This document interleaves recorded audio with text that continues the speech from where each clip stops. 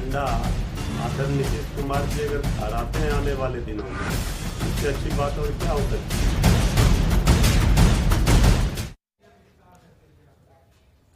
नमस्कार, सुबह के 10 बज चुके हैं। वक्त हो चला है अपने आप बिहार का। मैं हूं शुभे मिश्रा आपके साथ और चलिए करते हैं बुलेटिन की शुरुआत। बिहार में जब से महागठबंधन की सरकार बनी है तब से नीतीश कुमार को 2024 के पीएम कैंडिडेट बनाने की मांग जोर पकड़ने लगी और जहां तहां जेडीयू नेताओं और कार्यकर्ताओं ने देश का पीएम कैसा हो, नीतीश कुमार के जैसा हो के नारे लगाए। बिहार सरकार के सबसे अहम सहयोगी आरजेडी ने भी बार बार नीतीश कुमार को पीएम का कैंडिडेट बनाए जाने का समर्थन किया है। सीएम नीतीश कुमार ने भी दिल्ली जाकर विपक्षी एकता की कोशिश की और अब एक बार फिर नीतीश कुमार के समर्थन में लॉबिंग तेज हो गई है। सोमवार को फुलवारी शरीफ में एक इफ्तार पार्टी हुई जिसमें सीएम नीतीश कुमार भी शिरकत किए और उसमें जहां नीतीश कुमार बैठे हुए थे उससे पीछे लाल किले का विशाल पोस्टर लगाया गया था। पोस्टर के सामने बैठकर नीतीश कुमार ने इफ्तार की और इस पोस्टर के जरिए एक संदेश देने की कोशिश की गई कि मुस्लिम चाहते हैं कि नीतीश कुमार देश के पीएम बने।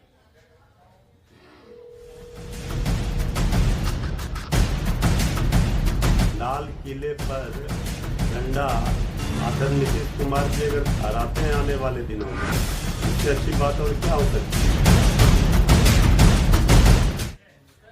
और जब से केंद्रीय गृह मंत्री अमित शाह नवादा दौरे पर आए और कहा कि नीतीश कुमार के लिए बीजेपी के सारे दरवाजे बंद हो चुके हैं, तब से जेडीयू की ओर नीतीश कुमार को पीएम पद का दावेदार बनाने की कवायद और भी ज्यादा तेज हो गई है।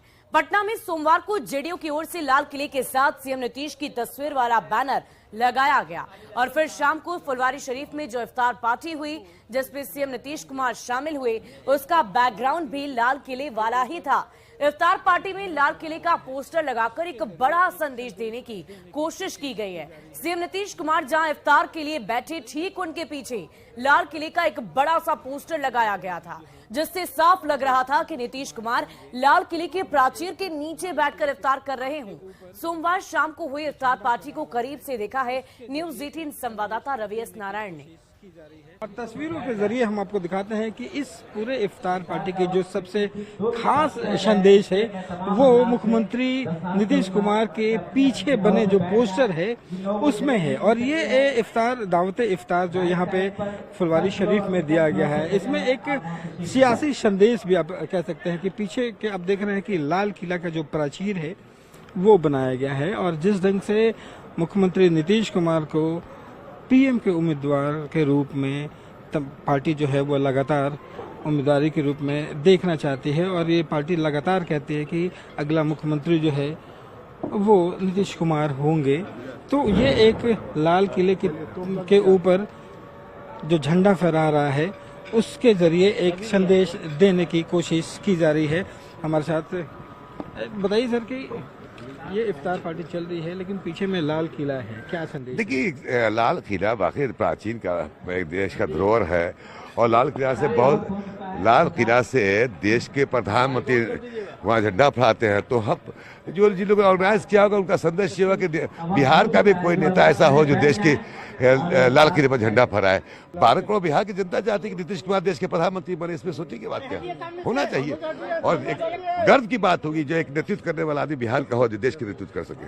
बिहार के 14 करोड़ लोग चाहते हैं कि नीतीश कुमार जी देश की राजनीति को संभाले, विपक्ष को एकजुट करें। भारतीय जनता पार्टी से लोगों को मुक्ति दिलाने का काम नीतीश कुमार जी कर सकते हैं, यही लोगों ने संदेश दिया है और हम लोग इस संदेश को कबूल करते हैं जनता दल यूनाइटेड के कार्यकर्ता के नाते और पूरी ताकत लगाएंगे कि भारतीय जनता पार्टी से मुक्त हो ये देश। तनाव रहित अगर समाज पूरे देश में अगर कोई विकसित कर सकता है, कोई बना सकता है, कोई स्थापित कर सकता है तो हमारे नेता और बिहार के यशस्वी मुख्यमंत्री आदरणीय विकास पुरुष नीतीश कुमार जी हैं। उसके अलावा कोई दूसरा नहीं है। भारत का संदेश है, ये हमारा ही संदेश नहीं है, ये मोहब्बत का संदेश है। हर लोग देखना चाहता है कि हमारा मुख्यमंत्री इस सोच का जो भारत का प्रधानमंत्री हो। सबका वक्त आता है, इनका वक्त लाल किला के नीचे समझ लीजिए कि बैठ के इफ्तार कर रहे हैं। जो है इफ्तार करना शुरू किए हैं और सबसे बड़ा जो संदेश है वो इस बात को लेकर के है कि यहाँ पे इन तस्वीरों के जरिए यहाँ पे संदेश देने की कोशिश की जा रही है कि यहाँ पे मुख्यमंत्री नीतीश कुमार जो हैं वो अगले प्रधानमंत्री के रूप में यहाँ पे बने, और यही एक संदेश इस इफ्तार में इस तस्वीरों के जरिए दी जा रही है। कैमरा पर्सन दीपक के साथ रवीश नारायण, न्यूज़ 18 पटना। और देखिए इस पूरी खबर की अधिक जानकारी के साथ हमारे संवाददाता शैलेंद्र हमारे साथ इस वक्त लाइव जुड़ चुके हैं। शैलेंद्र, ये बताइए कि इस वक्त बिहार की सियासत में हलचल मची हुई है और कहीं ना कहीं मुख्यमंत्री नीतीश कुमार को लेकर उन्हें पीएम पद के तौर पर प्रोजेक्ट करने को लेकर लॉबिंग काफी तेज हो गई है। तो आने वाले वक्त में क्या बिहार की सियासत में इसको लेकर हलचल और बढ़ेगी? क्या कुछ नया देखने को मिल सकता है बिहार के सियासी गलियारों में?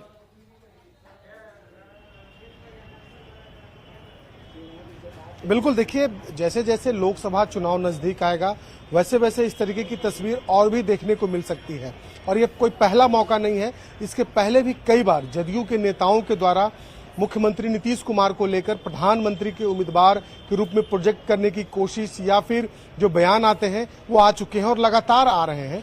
भले कि मुख्यमंत्री नीतीश कुमार अपने आप को उम्मीदवार के रेस में नहीं बताते हों, लेकिन उनके पार्टी के कई नेताओं ने बड़े मंच से इस तरीके के आयोजन करके यह कहा है कि नीतीश कुमार प्रधानमंत्री पद के बेहतर उम्मीदवार हैं और वो रेस में है, ये बताया जाता है। और खास तौर पर देखिए कल जिस तरीके से तस्वीर सामने आई और मुख्यमंत्री नीतीश कुमार उस इफ्तार पार्टी में गए, उसके बाद अब बिहार में सियासत तेज हो गई है। इस पूरे मामले पर बीजेपी ने एक और तंज कसा तो दूसरी ओर जदयू के नेता हों और महागठबंधन के जो अन्य सहयोगी दल हों, प्रमुख सहयोगी दल कांग्रेस और आरजेडी के लोग भी यह कह रहे हैं कि नीतीश कुमार यदि इस रेस में है तो हर्ज क्या है। भले ही जदयू और मुख्यमंत्री नीतीश कुमार कई बार इस बात को नकार चुके हैं, लेकिन उनके सहयोगी भी इस बात को कहते नजर आ रहे हैं। और खास तौर पर कांग्रेस, बिहार कांग्रेस के जो नेता हैं वो भी कहते हैं कि यदि कोई भी पार्टी अपने नेता को आगे बढ़ाना चाहती है तो उसमें क्या हर्ज है।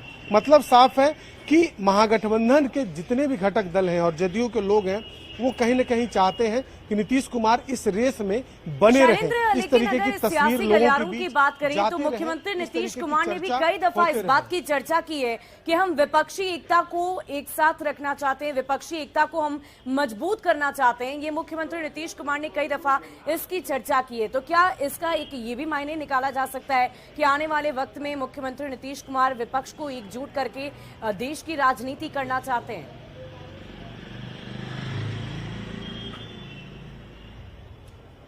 जब मुख्यमंत्री नीतीश कुमार एनडीए से अलग हुए थे और महागठबंधन में शामिल हुए थे उस वक्त ही उन्होंने इस बात का जिक्र किया, लेकिन कई ऐसे मौके आए जिस मौके पर जो विपक्षी शक्तियों को एकजुट करने की जब बात आई उसमें सब अलग थलग दिखाई पड़े।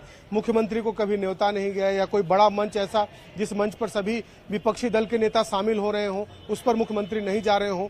और खास तौर पर मुख्यमंत्री ने भी कुछ दिन पहले भी बयान दिया कि उन्होंने एक प्रयास किया लेकिन उसमें कोई सफलता नहीं मिली। इस तरीके का बयान मुख्यमंत्री नीतीश कुमार का आया था और कहीं न कहीं वो मायूस भी दिखे थे। तो एक रणनीति तो यही थी कि तमाम जितने भी विपक्षी पार्टियां हैं उन्हें एकजुट कर एक मंच पर लाया जाए बीजेपी के विरोध में, लेकिन उसमें फिलहाल कोई बहुत बड़ी सफलता हाथ लगते जदयू को और नीतीश कुमार को नहीं दिख रही है। लेकिन इस बीच लगातार प्रधानमंत्री के उम्मीदवार के रूप में जरूर जदयू के द्वारा दिखाया जा रहा है और कई मौकों पर इस तरीके की चर्चा हुई, इस तरीके की बातों को दिखाया गया।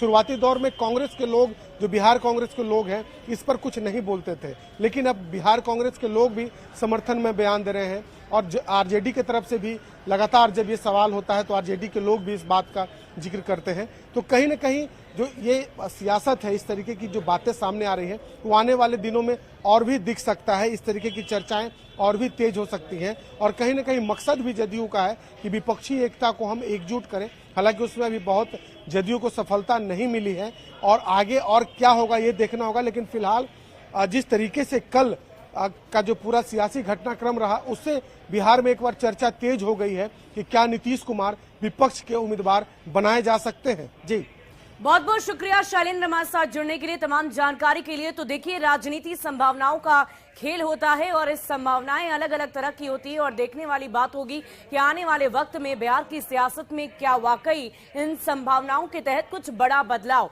देखने को मिलता है। बढ़ते आगे, इफ्तार पार्टी के पोस्टर और वहां मौजूद मुस्लिम समुदाय के लोगों की बातचीत से जाहिर है कि मुस्लिम चाहते हैं कि नीतीश कुमार पीएम बने।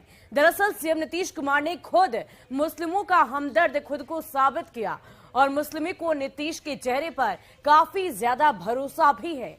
नीतीश कुमार सद्भाव की बात करते हैं, नीतीश कुमार भाईचारे को बढ़ावा देते हैं, नीतीश मुस्लिमों के विकास पर खर्च करते हैं और अल्पसंख्यक छात्रों के कल्याण पर जोर भी बार बार देते हैं। कब्रगाह की घेराबंदी के लिए फंडिंग की, मदरसों के विकास पर भी जोर दिया और नीतीश मदरसों का दौरा भी अक्सर करते नजर आते हैं। नीतीश कुमार इफ्तार में शामिल होते हैं और मुस्लिम समुदाय का भरोसा बार बार जीतने की कोशिश करते हैं, या यूं कह लीजिए कि जीतते भी हैं। और बिहार में 16.87% मुस्लिम आबादी है।